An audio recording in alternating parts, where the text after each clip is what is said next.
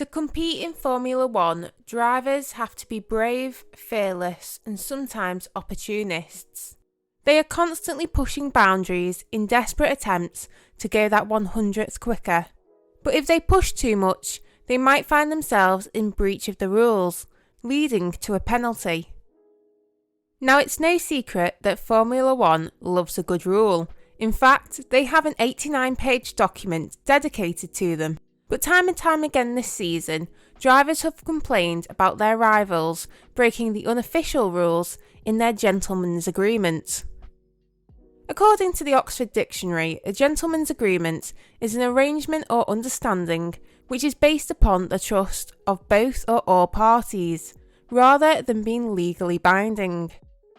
This has been applied to F1 to make several rules that, while not official, drivers comply with for the sake of good sportsmanship. But over the years, we've seen many drivers break the gentleman's agreement, often at the expense of their competitors and teammates to better themselves.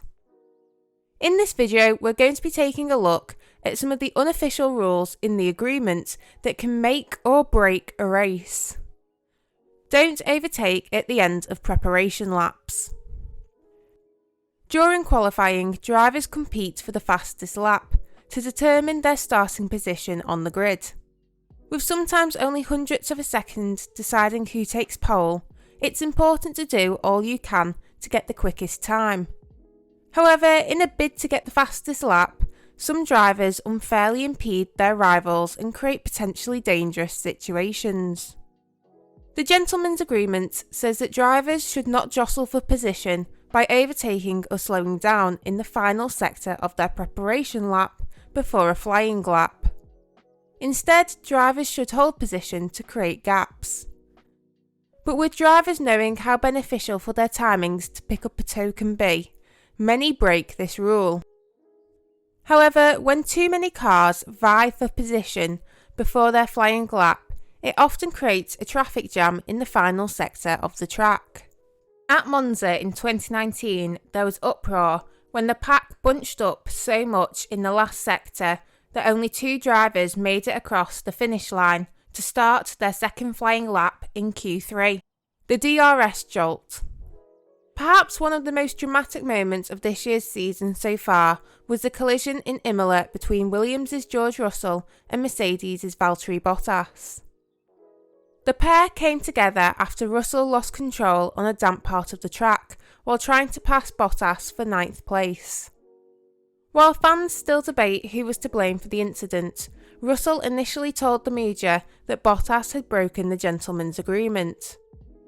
According to Russell, if a car is about to overtake you with DRS, you should not attempt to defend the position as they are about to pass. The Mercedes junior driver said, "Between all drivers, we've had this gentleman's agreement, where if there's a faster car approaching with DRS, you don't jolt the steering wheel at the very last moment. I got the slipstream, and just as I pulled out, Valtteri moved very slightly, and then that just put me off the line and put me onto the wet stuff." Communication when protesting.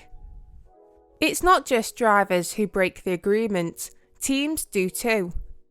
At the Italian Grand Prix in September 2018, Renault protested against the Haas of Romain Grosjean. They said the Haas's flaw was illegal after the Frenchman finished 6th at Monza. Their complaint was upheld and the stewards of the event stripped Grosjean of 6th place and disqualified him from the race. But Haas's team principal Gunther Steiner claimed the way Renault lodged their complaint was a breach of the gentleman's agreement. Steiner said a gentleman's agreement had been in place, in which a team that intended to protest against a rival would inform them of their intentions before the race, so that a fair defence could be organised. Failing to obey team orders. Every driver knows the importance of the Constructors' Championship, but sometimes getting that elusive win in the fight for the driver's title is just too tempting.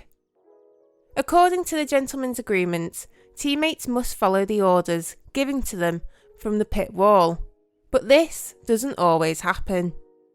Most fans will be familiar with Sebastian Vettel and Mark Webber's multi-21 meltdown. During the Malaysian Grand Prix in 2013, Red Bull's Vettel was asked to hold station behind his teammate Webber. The pit wall gave both drivers a multi-21 instruction, meaning the driver in car 2, Webber, must remain ahead of the other driver in car 1, Vettel.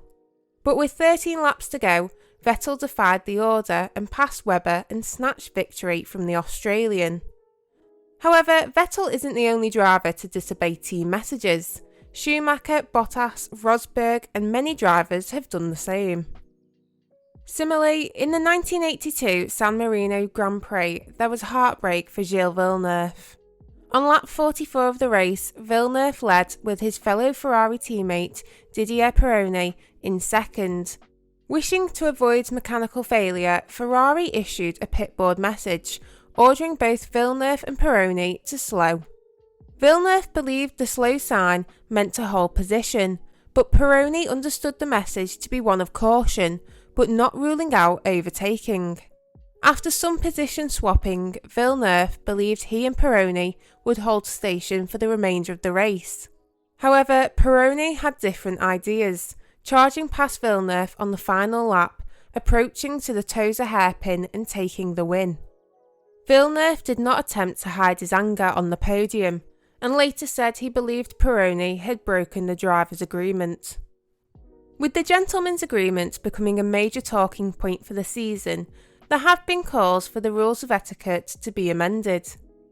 FIA's race director Michael Massey believes that the drivers need to reaffirm or revise the gentlemen's agreement they have regarding qualifying. After Azerbaijan, Perez called on the drivers to hold talks about the agreement and highlight those not respecting the rules.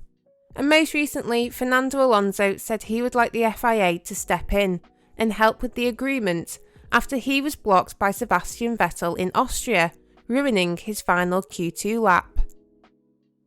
Do you believe the gentleman's agreement has a place in the sport? And should the FIA do more, perhaps cementing the rules of etiquette further? Let me know what you think in the comments below. As always, make sure you've liked this video and subscribed for more F1 videos in the future. Until next time.